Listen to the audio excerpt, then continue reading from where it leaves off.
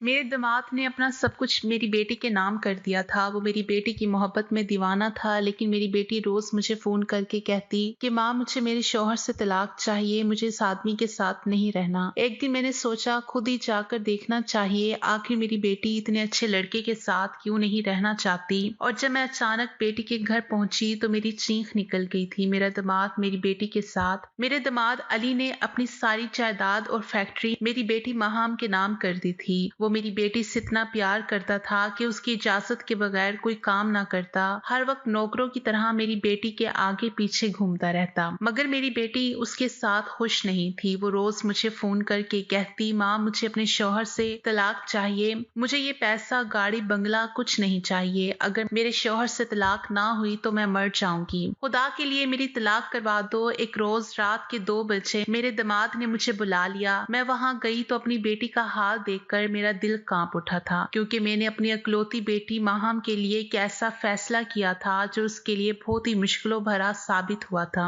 इस भरी दुनिया में मेरी बेटी माहम के अलावा मेरा कोई भी ना था। शौहर के मरते ही सब रिश्तेदारों ने मुंह फेर लिया था। तब से मैंने अपनी बेटी को अकेले ही पाल पोस कर बड़ा किया था और आज वो 22 साल की हो चुकी है। हम दोनों एक दूसरे का सहारा हैं, एक दूसरे को देख देख कर जीते हैं। मेरी बेटी को खुदा ने खूबसूरती दिल खोल कर दी है। आवाज ऐसी मीठी है कि कोई एक बार सुन ले तो दोबारा सुनने की ख्वाहिश जरूर रखेगा। अपने कॉलेज में मेरी बेटी स्टेज पर कई बार अपनी आवाज का जादू बिखेर चुकी है। सुनने वाला उसकी आवाज में मदहोश हो जाता है। हम अपनी गरीबी में ही खुश थे। मैं एक फैक्ट्री में काम करती थी और इतना पैसा आ जाता है कि हम दोनों माँ बेटी आराम से अपनी जिंदगी बसर कर रहे थे। लेकिन फिर मेरी और मेरी बेटी की जिंदगी में अली नाम का लड़का आया, जिसने हमारी जिंदगी को उलट पुलट कर रख दिया। वो मेरी बेटी की सुरीली आवाज पर मर मिठा था और हमारे घर का पता तलाश करता हुआ हमारे घर तक आ पहुंचा था और उसने मेरी बेटी के साथ शादी करने का प्रपोजल रखा।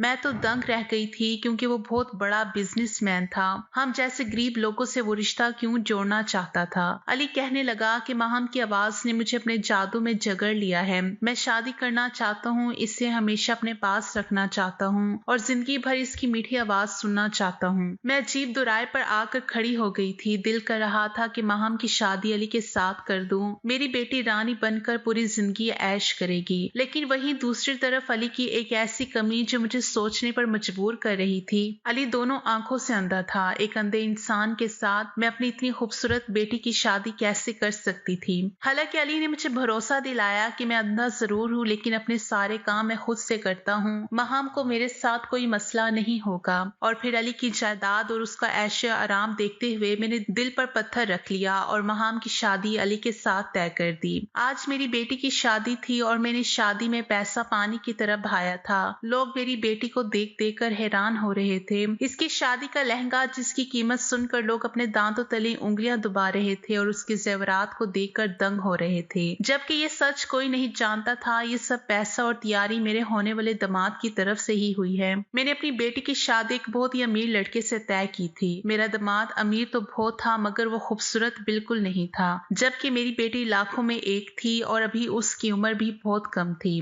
बस 22 साल की अभी हुई थी। सब लोग हैरान थे कि मैं अपनी इतनी खूबसूरत चांद जैसी बेटी ऐसे मामूली शक्ल सूरत मर्द को क्यों दे रही थी। मेरी बेटी रुखसत हुई तो मैंने सुख का सांस लिया। अब मुझे पूरी उम्मीद थी कि हमारी जिंदगी बदल जाएगी और मैं भी अपनी बेटी की वजह से ऐशो आराम की जिंदगी गुजार सकूंगी। शादी के दूसरे दिन मैं अपनी बेटी से मिलने पहुंची तो मुझे एक झटका सा लगा था, क्योंकि मेरी बेटी और मेरा दामाद घर पर नहीं थे। वहां मौजूद नौकरों ने मुझे बताया कि मालकिन और मालिक घूमने फिरने गए हैं। मुझे हैरत हुई कि वो शादी के अगले दिन ही घूमने के लिए निकल गए थे। मैं मायूसी से घर लौट आई और घर आकर अपनी बेटी को कॉल करने लगी। मेरी बेटी ने कॉल बहुत देर बाद उठाई थी। दूसरी तरफ मेरी बेटी की घुटी घुटी सी आवाज सुनाई दी। मैंने महाम से उसका हाल चाल पूछा तो मुझे महसूस हुआ कि वो बहुत ही उदास है, क्योंकि वो बात ही ऐसे कर रही थी। मैंने माहम से भी वही बात पूछी कि तुम लोग शादी के दूसरे दिन ही कहाँ चले गए हो। अरे, शादी के अगले दिन भी कुछ रस्में होती हैं जिन्हें निभाया जाता है, लेकिन तुम तो अगले दिन ही घूमने के लिए चले गए हो। मेरी बात सुनकर माहम ने उखड़े हुए लफ्जों में मुझे जवाब दिया कि मैं सिर्फ अपने शौहर के कहने पर चली गई थी।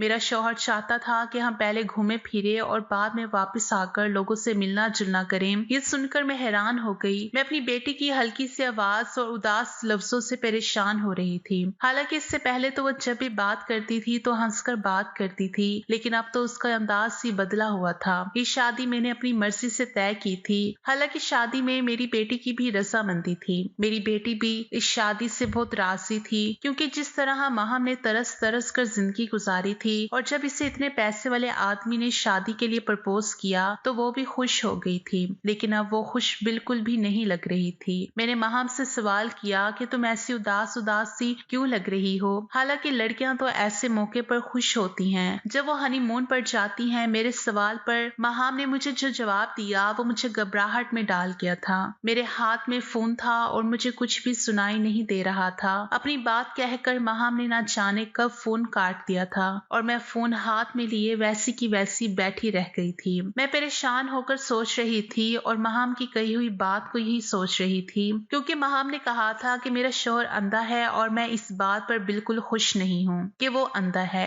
माँ, आपने मेरे साथ धोखा किया है। शादी से पहले आपने मुझे ये तो बता दिया कि अली बहुत पैसे वाला है, लेकिन आपने ये क्यों नहीं बताया कि अली दोनों आंखों से अंधा है। मैं कैसे अंधे आदमी के साथ जिंदगी गुजार सकती हूँ? आपने मेरे साथ बिल्कुल भी अच्छा नहीं किया। ये कहकर माहम ने फोन काट दिया था। मैं जानती थी मेरा दामाद अंधा है, मगर ये बात मैंने माहम से छुपाई थी, क्योंकि मेरा दामाद बहुत अमीर और अपनी करोड़ की जायदाद का अकलौता मालिक था। उसने वादा किया था कि अगर मैं अपनी बेटी की शादी उसके साथ कर दूं तो वो सारी जायदाद मेरी बेटी माहम के नाम कर देगा, और वादे के मुताबिक उसने अपनी सारी जायदाद मेरी बेटी के नाम कर भी दी थी। मैं परेशान से अपनी बेटी के वापस आने का इंतजार कर रही थी। एक हफ्ते के बाद वो लोग लौट आए थे। मैं अगले दिन मिलने गई तो अली बहुत ही गर्म जोशी से मुझे मिला था, जबकि माहम चुप चुप सी लग रही थी। मैं माहम को समझाने की कोशिश कर रही थी कि तुम्हारा शौहर बहुत अच्छा इंसान है, इसमें सिर्फ एक कमी है, तुम इससे नजरअंदाज कर दो। वो अमीर लड़का है जो दिलो जान से तुम पर फिदा है। तुम्हारी पूरी जिंदगी बहुत ही आराम से गुजरेगी। वो हमेशा से मेरे हर फैसले पर सर झुका देने की आदी थी। उसने अभी कुछ नहीं कहा था और खामोशी से बैठी रही। दिन यूं ही गुजरते जा रहे थे। शादी के शुरू में हमारा अक्सर मिलना जुलना होता रहता था। अली हम माँ बेटी पर बहुत पैसा लुटा रहा था। ये बात जहाँ मुझे खुश करती थी, वही मेरी बेटी और भी ज्यादा उदासी से गिरती जा रही थी। और जैसे जैसे वक्त गुजरता गया मेरी बेटी ने मुझसे मिलना जुलना बहुत कम कर दिया था, और अब वो घर भी मुझसे मिलने नहीं आती थी, पर कभी आती तो फौरन ही चली जाती थी। मैं उसको कहती कि मेरे पास कुछ दिन के लिए रुक जाओ तो वो कहती कि मेरे शौहर को मेरा कहीं रहना अच्छा नहीं लगता। मुझे अब अपने दामाद पर गुस्सा आने लगा था। वो सब जानता था कि हम माँ बेटी का एक दूसरे के अलावा और कोई नहीं है, फिर भी वो हमें मिलने से रोक रहा था। एक दिन मैं अचानक ही माहम के घर पहुंच गई। अली भी मौजूद था। मैंने बातों बातों में अली को भी अपनी नाराजगी जाहिर कर दी कि वो मुझे अकेली औरत के पास मेरी बेटी को क्यों नहीं आने देता। हालांकि उसने मुझसे वादा किया था कि वो कभी भी मेरी बेटी को किसी बात से मना नहीं करेगा।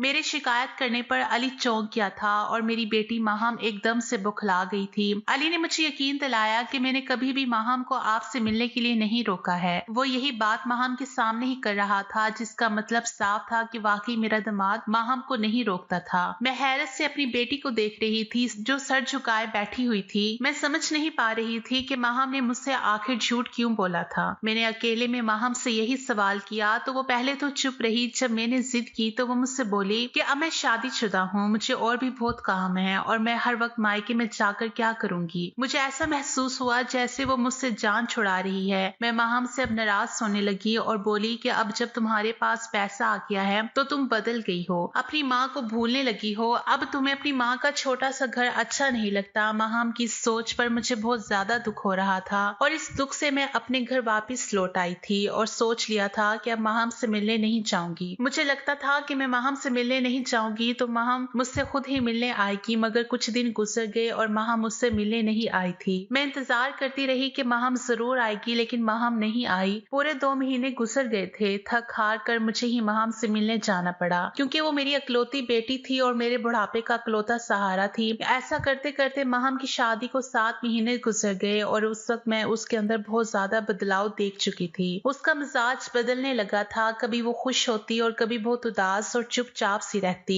मैं अपनी बेटी के रवैये से परेशान हो रही थी। मैंने अपने दामाद से इस बारे में बात की तो वो उल्टा मुझसे नाराज होने लगा और बोला कि मैंने अपना सब कुछ आपकी बेटी के नाम कर दिया है, नौकरों की तरह आपकी बेटी के आगे पीछे घूमता हूँ, इसकी हर बात मानता हूँ। पता नहीं फिर भी आपकी बेटी खुश क्यों नहीं है। अली की बात सुनकर मैं मैं भी हैरान हो रही थी कि आखिर माहम को परेशानी क्या है। मैं जब माहम से पूछती तो वो भी मुझे कुछ ना बताती और ना ही अब कोई मुझसे गिला शिकवा करती थी। फिर मैंने सोचा कि मैं अपनी बेटी और दामाद के साथ उनके घर जाकर कुछ दिन रह लूं और जायजा लूं कि आखिर गलती किसकी है, मेरी बेटी की या फिर मेरे दामाद की। जब मैंने इस बात की इजाजत अली से ली तो अली ने खुशी खुशी मुझे इजाजत दे दी, मगर मेरी बेटी मेरे साथ रहने का सुनकर हैरान हो गई थी और कोशिश करने लगी कि मैं इसके घर रहने ना आऊं। लेकिन मैं नहीं मानी। मैं जिद पर आ गई थी कि मैं कुछ दिन तुम लोगों के साथ जरूर रहूंगी। मैं कुछ दिन के लिए अपनी बेटी के घर रहने आ गई। वो दोनों दिखने में बिल्कुल ठीक थे। मुझे वहां दूसरा दिन था। मैं अपनी बेटी से बातें करने उसके कमरे में गई तो दरवाजे पर मुझे अपनी बेटी की हल्की हल्की सी आवाज सुनाई दी। मुझे लगा कि मेरी बेटी और अली बातें कर रहे हैं, इसलिए मैं वहां से लौट आई। मगर कुछ ही देर बाद अली घर आया तो मैं हैरान रह गई और उसे नरमी से समझाने लगी कि इसके पास जब उसकी आंखें नहीं हैं तो क्यों इस तरह बाहर आते जाते हो। मेरी बात पर उसने जो जवाब दिया वो सुनकर हैरान रह गई थी। उसने मुझसे कहा कि मैं सुबह से काम पर गया हुआ था और अब लौट रहा हूँ। वो बोला कि चाहे मैं अंधा हूँ मगर मैं अपना कारोबार खुद संभालने की कोशिश करता हूँ, रोजाना काम पर जाता हूँ। मैं ये सुनकर हैरान रह गई थी कि मैंने खुद अपनी बेटी को किसी मर्द से बातें करते सुना था।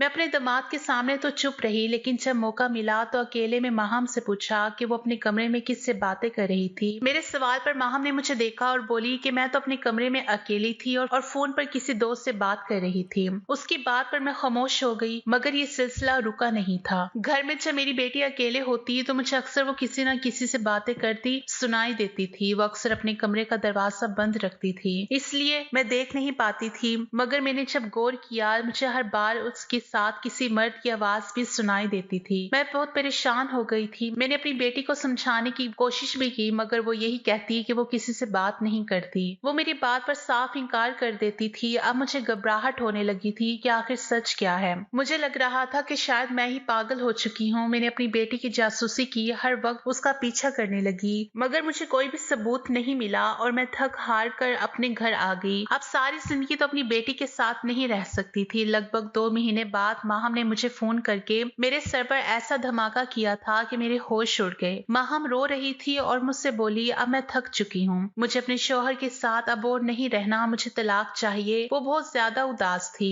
मेरे समझाने पर एकदम से गुस्से से चीख उठी और बोली कि मैं अब मजीद इस अंधे के साथ नहीं रह सकती। मैं अब धीरे धीरे दिमागी मरीज बनती जा रही हूँ। मैं उसके साथ अब और नहीं रह सकती। मैं अपनी बेटी के लफ्जों पर हैरान रह गई थी। मैं घबराई हुई थी। मैं माहम के घर पहुंची तो मेरे होश उड़ गए, क्योंकि सामने का मंजर ही कुछ ऐसा था। माहम रो रही थी और एक लड़का उसको चुप कराने की कोशिश कर रहा था। गोरा सा चेहरा, घुंघराले बाल, बड़ी बड़ी काली चमकदार आंखें। वो बिल्कुल माहम के करीब खड़ा था। माहम उसे अपने आप से अलग कर रही थी। मैंने एक झटके से उस लड़के को माहम से दूर हटाया था। मैंने कहा, दूर हटो मेरी बेटी से, तुम मेरी बेटी के साथ क्या कर रहे हो। माहम जल्दी से मुझसे लिपट कर रोने लगी थी, जबकि वो लड़का अपनी नजरें झुकाए खड़ा हुआ था। मैंने कहा, आखिर तुम कौन हो और मेरी बेटी के घर में क्या कर रहे हो। तब माहम ने रोते हुए बताया, मम्मी ये कोई और नहीं बल्कि आपका दामाद अली ही है। ये धोखेबाज इंसान है, मैं इसके साथ अब और नहीं रह सकती। ये सुनकर मेरे ऊपर पहाड़ ही टूट पड़ा था। मैंने अली की तरफ देखा। ये वो अली तो बिल्कुल नहीं था जिससे मैंने अपनी बेटी की शादी की थी। वो अली तो सांवली रंगत का था और आंखों से अंधा था।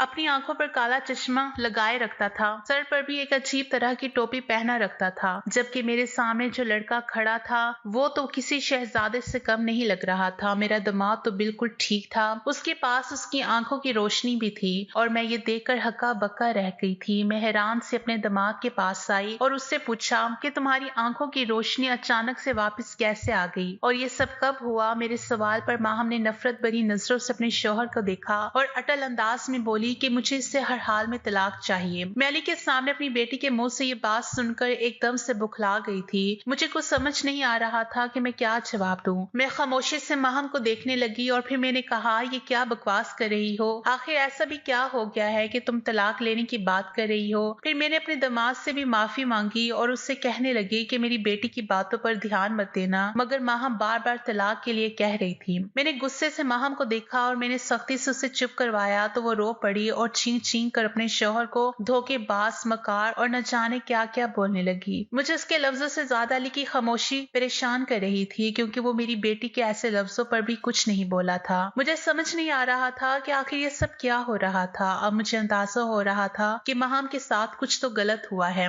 जो वह ऐसे तड़प तड़प कर रो रही थी और तलाक की बात कर रही थी, मैंने माहम से सच्चाई जानने की कोशिश की तो वो गुस्से से फट पड़ी और पहले दिन से लेकर अब तक की सारी कहानी सुना डाली। उसके खुलासे ने मुझे जी जान से हिला कर रख दिया था। मैंने फटी फटी आंखों से अपने दामाद को देखा तो उसने सर झुका दिया। उसने मुझे रोते हुए बताया कि मैं रुखसत होकर जब आई तो ये आलीशान महल जैसा घर रोशनी और फूलों से पूरा सजा हुआ था और मैं अपने वेलकम पर बहुत खुश थी। मैं आंखों में ढेर सारे ख्वाब सजाए कमरे में बैठे अपने शौहर का इंतजार करने लगी। मैं इतनी खूबसूरत लग रही थी कि हर देखने वाले ने मेरी तारीफ की थी। मुझे यकीन था कि मैं अपने शौहर के दिल में जगह बना लूंगी। मगर जब अली आया तो वो खामोशी से मेरे सामने बैठ गया। मैं घूंघट डाले बैठी थी और इंतजार में थी कि वो मेरा घूंघट हटाएगा और मेरी तारीफ करेगा। मगर जब उसने ऐसा नहीं किया तो मैंने सर उठाकर उसे देखा और उसे देखकर मुझे झटका लगा था क्योंकि वो तो मेरे बजाय दूसरी तरफ देख रहा था। मैं हैरान रह गई। मैंने झिझक कर अपने शौहर को आवाज लगाई तो वो मेरी आवाज पर चौंका लेकिन बोला कुछ नहीं था और आराम से आकर बेड पर सो गया। उसकी ऐसी हरकत की वजह से मैंने अपना ख्याल रखना छोड़ दिया, सजना सवरना छोड़ दिया था। एक दिन मेरे मोबाइल पर अचानक मैसेज आया जिसमें मेरी खूब तारीफें की गई थी और मुझे कहा गया था कि तुम अब तैयार क्यों नहीं होती हो, तुम जैसे हुस्न की मूरत पर लापरवाही नहीं जचती। मैं वो मैसेज देखकर चौंक गई थी क्योंकि वो जो कोई भी था लफ्जों से खेलना और जादू करना अच्छे तरीके से जानता था, मगर वो था कौन? इस घर में मेरे और अली के अलावा कोई नहीं था। फिर कौन था जो मुझे हर वक्त अपनी नजर के घेरे में रखता था और मेरी एक एक हरकत पर उसकी नजर थी।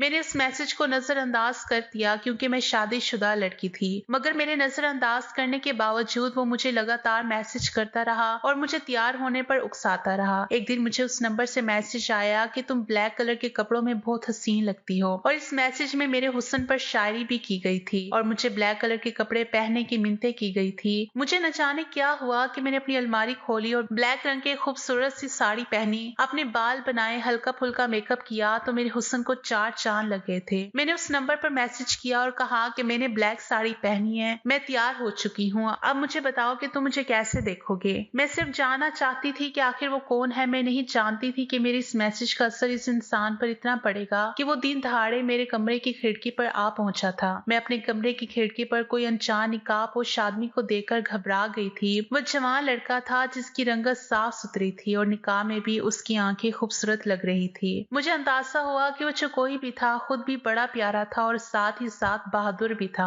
जो मुझसे मिलने मेरे घर तक पहुंच गया था। मैं उसे वापस भेजना चाहती थी मगर मैं ऐसा कर नहीं पाई और उसे अपने कमरे में बिठा लिया। वो अपना चेहरा दिखाने पर राजी नहीं था मगर उसकी आंखों में मेरे लिए मोहब्बत और दीवानगी साफ नजर आ रही थी। वो खुलकर मेरी तारीफें करता रहा। मुझे इसका साथ अच्छा लगने लगा था और उसके बाद तो ये जैसे एक रूटीन ही बन गई थी। वो लड़का दिन रात मुझसे फोन पर बात करता और जब मेरा शौहर काम पर चला जाता वो मेरे घर चला आता था। वो मुझे बेपनाह मोहब्बत करने लगा था और मैं भी उसकी तारीफ और जादू भरी बातों में डूब चुकी थी। लेकिन मैंने कभी अपनी हद पार नहीं की थी। हालांकि वो लड़का मेरे करीब आना चाहता था लेकिन मैं उससे हमेशा दूर दूर रहती थी। एक रात जब अली बिजनेस के सिलसिले में शहर से बाहर गया था तो वो लड़का रात को मेरे कमरे में आया था और आते ही उसने मुझे अपनी बाहों में भर लिया था। कहने लगा, माहम अब तुम्हारे बिना नहीं रहा चाहता, आज वो सब कुछ हो जाने दो जिसके लिए मैं कब से तड़प रहा हूँ। मैं तुमसे दीवानों की तरह मोहब्बत करता हूँ और तुम हमेशा मुझसे दूर रहती हो। लेकिन मैंने उस लड़के को खुद से दूर धक्का दे दिया था। मैंने कहा था ये सब गलत है, मैं शादीशुदा हूँ, मैं अपने शौहर से भले ही मोहब्बत नहीं करती लेकिन मैं उसे धोखा भी नहीं दे सकती। इस लड़के की हरकत पर मुझे गुस्सा भी आ गया था और मैं गुस्से में उसे घर से जाने के लिए कह दिया था।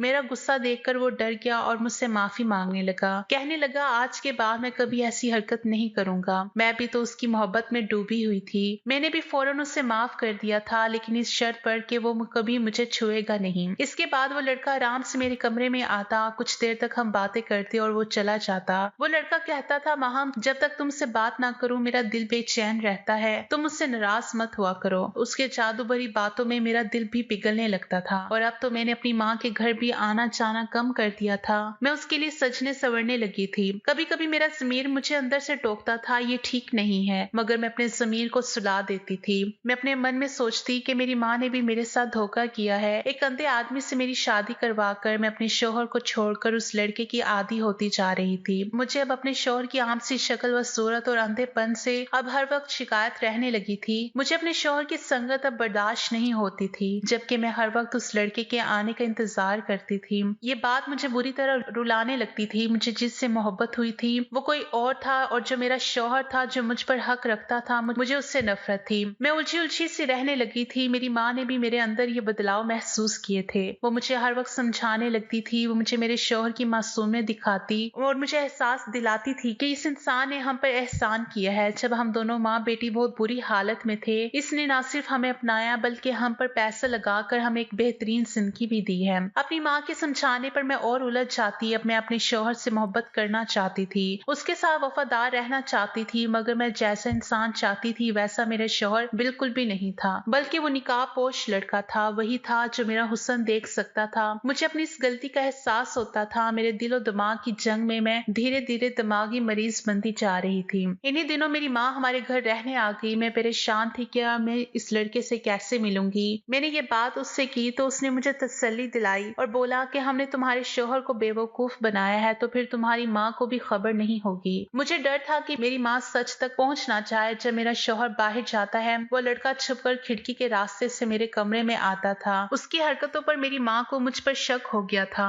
मगर पूछने पर जब मैंने साफ मना कर दिया तो वो और भी शक में पड़ गई थी। मगर मैंने उस लड़के को सख्ती से मना किया और उसे बुरा भला कहा कि इसकी वजह से मैं सबकी नजरों में गिरती जा रही हूँ। वो लड़का मेरी बात सुनकर चला गया और फिर कभी वापस नहीं आया और पीछे मैं उसकी यादों में तड़पने लगी थी। मुझे समझने में बहुत देर हो चुकी थी। वो अपनी मोहब्बत का जहर मेरे दिलो दिमाग में घोल चुका था। एक दिन मैं सर दर्द की गोलियां तलाश कर रही थी कि मुझे अपने शौहर की अलमारी से कुछ सामान मिला। जब मैंने वो सामान उठाया तो मेरी आंखों के आगे अंधेरा सा छा गया था, क्योंकि वहाँ सारा सामान वही था जो वो निकाब वाला लड़का इस्तेमाल करता था। मुझे लगा मेरे शौहर ने उससे मरवा दिया है। मैं तड़प तड़प कर रोई थी और अपने शौहर से उस लड़के के बारे में सवाल करने लगी। मैंने उस दिन अली से साफ कह दिया कि मुझे उससे मोहब्बत है, मैं उसके बिना मर जाऊंगी। मैं तुम्हारे साथ नहीं रहना चाहती, मुझे तलाक दे दो। मेरी हालत दीवानों जैसी हो गई थी। मेरे दिल में कहीं ना कहीं ये बात बैठ गई थी कि अली ने उस लड़के को जान से मरवा दिया है, और ये बात मेरे लिए बहुत बड़ा सदमा साबित हुई थी। मैं पागलों की तरह चीखती चलाती रही थी और मेरी ये हालत देखकर अली मुझे संभालने लगा, और तब उसने मुझे बताया कि वो लड़का कोई और नहीं बल्कि मैं खुद ही था।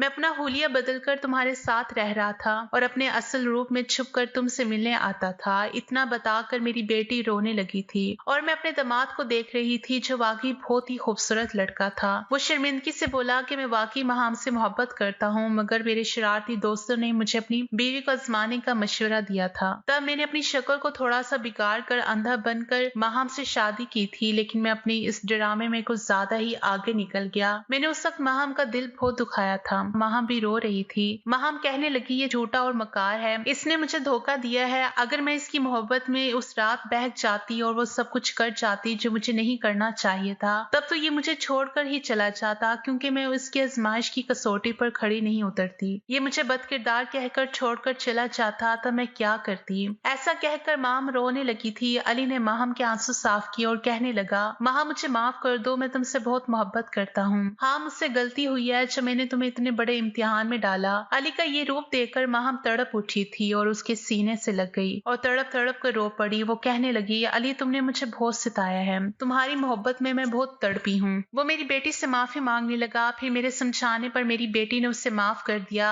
माहम अभी अली के सीने से लगी खड़ी थी। मुझे वहाँ और खड़ा होना सही नहीं लगा और मैं उन दोनों को अकेला छोड़कर अपने घर वापस आ गई, और आज वो दोनों अपनी खुशहाल जिंदगी गुजार रही हैं। दोस्तों, वीडियो कैसी लगी कमेंट करके जरूर बताना। वीडियो को लाइक और चैनल को सब्सक्राइब कर देना।